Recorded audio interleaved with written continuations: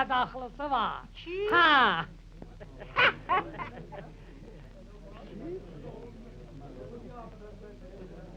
Kızın iki adaklısı var.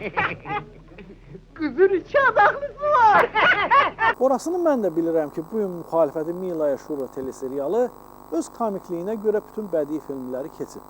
Və biz də bunu əvvəlcədən demişdik, amma orasını bilmirdik ki, az keçməmiş bu Sabun operasında hadisələr o qədər bir-birinə qarşışacaq ki, kimin kim olmasını nəinki biz heç özləri də aid edə bilməyəcəklər. Nəysə, keçək əsas məsələyə. Bir neçə illik müzakirə, mübahisə və uzun-uzadı dava qırğından sonra bunlar təmtəraqla elan etdilər ki, bəs ay millət, gözün aydın, biz müxalifətin vahid namizədini müəyyən etdik. Bir daha təkrar edirəm, vahid namizədini. Və hamıya da gül kimi aydın oldu ki, bu vahid sözü ərəb kəlməsindən gəlmə olsa da, mənası bir, yeganə, yek deməkdir. Amma əgər İsa Qəmbər bir tərəfdən və üstə gəl, həmən şura daxilində təmsil olunan bir sıra digər bəylər və cənablar da özlərini prezidentliyə namizəd elan edirlərsə, buna necə vahid demək olar? Beləliklə, bu son bir neçə gündə İsa Qəmbər yenə də dönə-dönə elan elədi ki, bəs o kimin nə deməsindən və kimin kimi seçməsindən asılı olmayaraq öz namizədliyini geri götürmək fikrində deyil.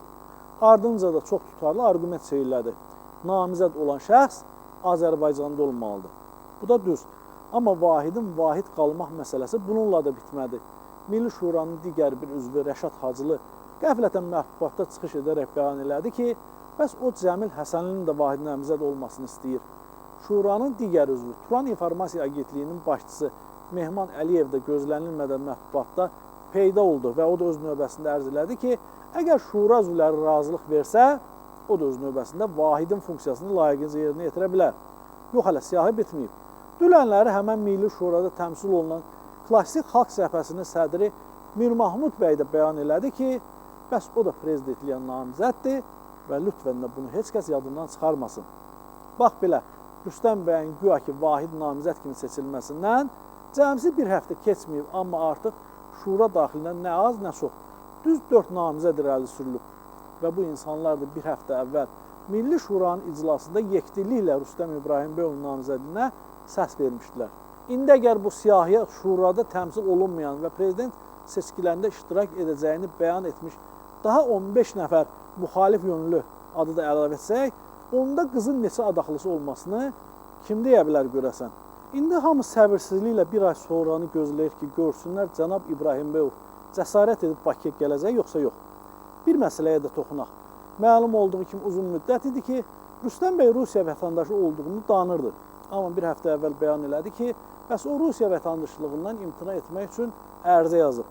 Bu vaxt isə o məlum oldu ki, onun Rus vətəndaşlığından çıxarılma prosesi qanuna görə 6 ay çəkməlidir və bu da onun faktiki olaraq qeydə alınmaması deməkdir. İndi görün bu şura üzvləri nə edir? Dünənlərin mətbuatda gedən məlumatlara görə Şura Rusiya prezidentinə məktub yazıb ki, bəs bizim əziz xatirimiz üçün bütün qanun və konstitusiyanı pozub, Rüstəm bəyin vətəndaşlığından imtinasını sürətləndirin. Belə getsə bunlar bütün dünyada biabır eləyəcəklər. Elə bil Putin Asan Xidmət İdarəsinin direktoru filandır. Və bu demokratiyadan, düzlükdən dəm vuranlar da bir dövlət rəhbərindən xahiş edirlər ki, bəs qanunu bizim xətrimizə poz. Bax, elə bu cürə qeyri-ciddi avanturist addımlarına görə də Şuranın nə ölkə daxilində, nə də ölkədən xaricdə bir qəpilik hörmət izzəti qalmayıb. Avroparlamentində bu il Azərbaycanda keçiriləcək prezident seçkilərinə müşahidəsi göndərməyəcəyi haqda verdiyi bəyanat isə şura bəylərinin kefinə acı soğan doğramış oldu. Əslində düz də edirlər.